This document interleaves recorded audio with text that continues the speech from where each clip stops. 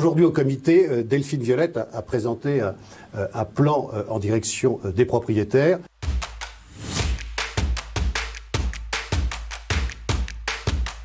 D'abord, un meilleur accueil sur tous les sites, notamment Longchamp, avec un emplacement spécial réservé aux propriétaires gagnants pour qu'ils puissent profiter au mieux de leur victoire et la célébrer avec leurs amis, donc à proximité du Roe.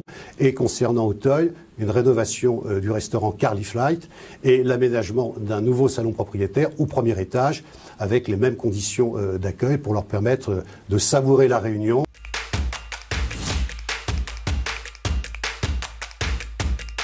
Nous avons une augmentation des chevaux à l'entraînement d'environ 2,5%, mais surtout, ce qui est très intéressant, des jeunes chevaux, donc qui sont l'avenir des courses, de 13%.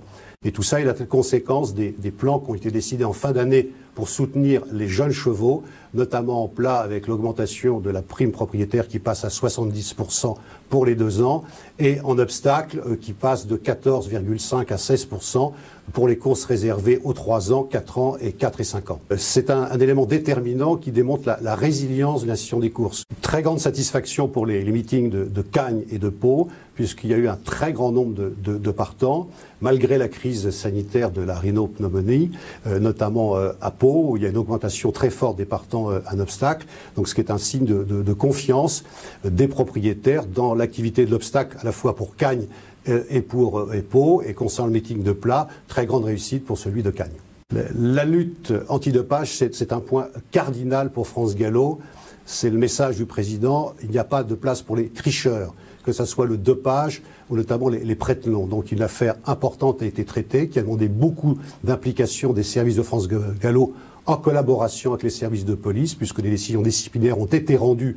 Il y va de la confiance des parieurs, il y va de la confiance des propriétaires, mais aussi la confiance de la tutelle qui nous a confié un monopole. Et donc tout cela va être une ligne conductrice et ça va être développé. Nous espérons que ces décisions serviront d'exemplarité.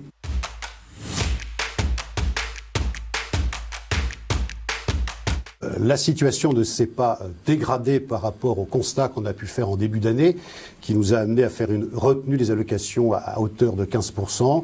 On est toujours environ sur actuellement 390 millions de moins d'enjeux, ce qui va entraîner une baisse du PBG de 100 millions d'euros.